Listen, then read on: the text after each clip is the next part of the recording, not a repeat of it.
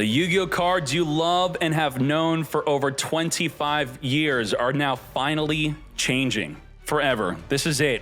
I think that this in a way is mostly praised, but it is controversial to some. We could get into the details of that. I think an initial reaction from many, including myself and Gianna, is, really? Now? 20 years you had to do this? Every other card game already does these changes that you're implementing into Yu-Gi-Oh! And what is that exactly? Extended art. So let's see some other card games here. This is something in Magic the Gathering that takes up the whole card. Looks pretty cool. Could still read the card. That's great. We have Samus in this card game. We got Luffy up in here. We have the new Pokemon extended arts, making everything crazy. I think between Magic, Pokemon, and Yu-Gi-Oh!, collecting in Yu-Gi-Oh! Is at the lower scale compared to all of them. Pokemon, I think, is #1, and then it's Magic. And if Pokemon is up here, Magic's here, Yu-Gi-Oh! Is like all the way down here. And I think they're realizing that, yeah, people don't really want to collect Yu-Gi-Oh! What's crazy is I see these big YouTube videos of these card shops, and there are card shops that don't even have Yu-Gi-Oh! On the shelves. Nowhere. They don't even sell Yu-Gi-Oh! So, like, because the collectors are a big part of making big money, and if the shop sellers don't want to sell it, then wow, Konami's realizing that. I think so. Mega Charizard looks pretty cool. Blastoise. Now, this is Rush Duel, where it's not exactly extended art, but the art is bigger emphasis on the art. Okay. And then we have the thought of alt art cards. So first, let's show you what extended art looks like here. Ooh, what the heck? Oh my cheeses. I think this looks great, actually. This is good. Now, before going into this debut of these new card arts, I was discussing that I have bad eyesight. I really depend on the picture of the card to be immediately apparent in what that card is. So for example, if I'm playing against a deck like Mitsurugi, I struggle when they activate, you can see right here, they activate prayers or ritual. It's like, they look the same. What did you just activate? I mean, it's the draw phase, so it's probably the prayers, right? Like, damn, what the heck? So, you know, but this is pretty much the same style. Now, the issue, which is different than this, is a card like Call by the Grave. Everyone knows the finger, and then I'm seeing in TCG real life, if it's even out yet, or in simulators, they're like, boom, Call by the Grave. What? What is that? You're targeting a card in my graveyard? I've never seen this. What the?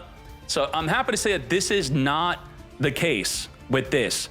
Now, not only are they changing the original Yu-Gi-Oh cards, a lot of them, into extended art like this, which is, I mean, wow. I mean, look at the wing. He is off the freaking screen. He is way out there, super boosted. This is Yu-Gi-Oh! YouTube thumbnails now. Extended art off the freaking screen. Nice.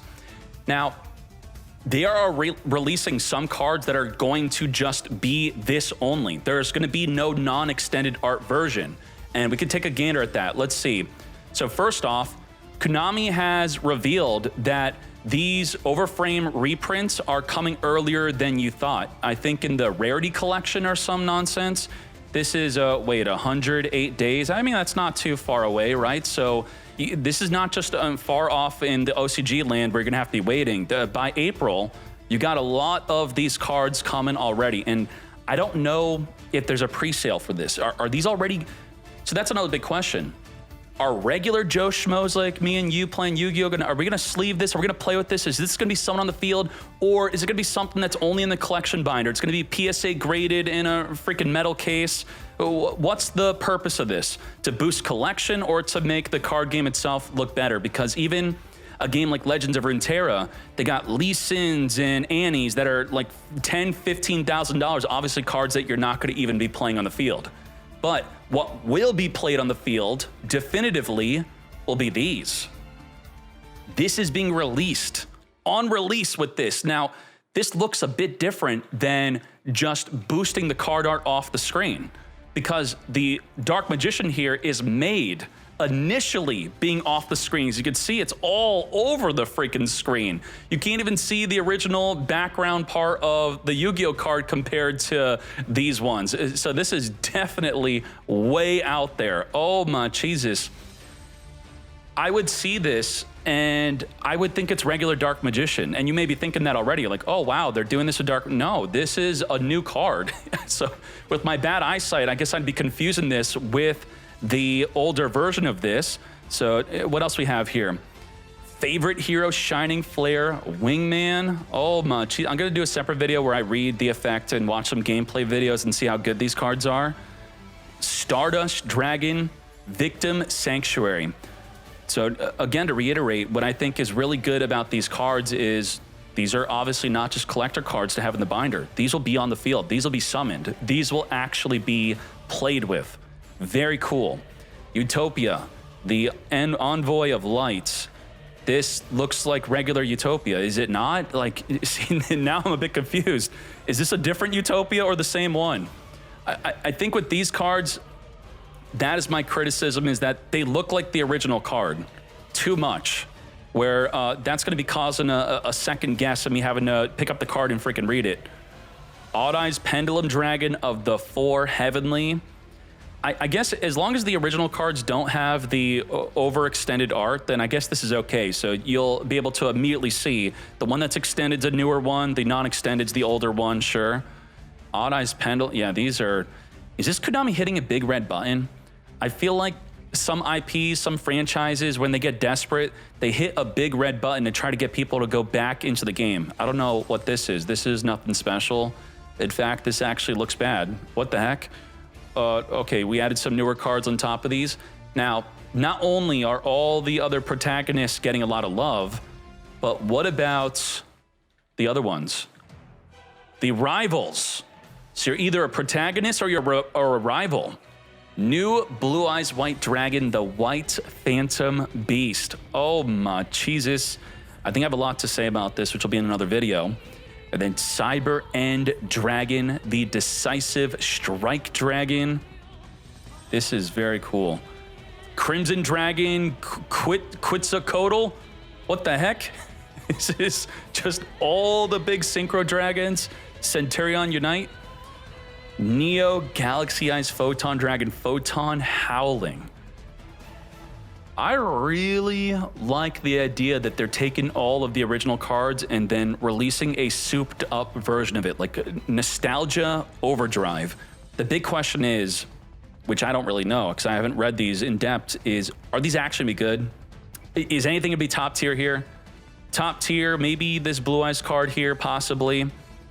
Starving Venom Fusion. When I think of this card, I think of using it with Super Poly, the older version. Now we got the newer one, whatever this one does. They're custom cards. They are crazy. So this really is a big red button. Re-release Illidan in World of Warcraft Desperation. Okay. Borload Liberator Dragon. The new cards of Varus, right, Gianna? The Varus deck type received some new cards recently, and they're not doing too well, so maybe the Borload Liberator Dragon coming out is going to be further helping boost up the deck. Gatling Ogre, what is this? I think I watched an anime clip of this where he was first turn killing. He kept on like putting cards from his hand into the graveyard and just Gatling gunning for 500 every time. Is that the same thing? I think they completely changed the effect, right? Send any set cards from your back or the graveyard, inflict 800 for each. Okay, I think the anime effect was you could do it one by one and you didn't have to do it all at once. Interesting. And then Inferni Doomslinger, interesting stuff here. Wow. So I guess a quick little update on Yu-Gi-Oh! Cards changing forever. Even if you're not playing the game, are you thinking about maybe coming back as a collector? Maybe many of you collect Beanie Babies or the new Labubus and you collect some Magic cards and Pokemon, but Yu-Gi-Oh! Is one of the card games that you didn't really care to collect. Maybe card shops are now going to be adding this into their repertoire to be selling and collecting. All right, I think it's a big deal for Yu-Gi-Oh! For grabbing the eyes, grabbing the community of collectors. I don't know if there's any big collection card game communities on Reddit, because I would really like to know their thoughts on this. And I would also really like to know what are the pre-sales on these cards if they already exist. Maybe not these ones, but the reprints. I mean, you can't really have pre-sales on them yet, right? No one knows if they're going to be short printed. It's going to be dependent on Konami. And what do you think Konami should do? Should they make these cards rare, the reprints? Should everyone have access to these? While that seems like a good idea, it's probably smarter and better for the game to make these super freaking rare. How rare though? Like $500 worth rare? Did you pull a $1,000 card? Did you pull a $100 card? Otherwise, if everyone has it, yay, a $3 overextended art. Okay, whatever. You know, I don't even care to sleeve this. Sure. So, interesting stuff. Yu-Gi-Oh! Changing. Let's go.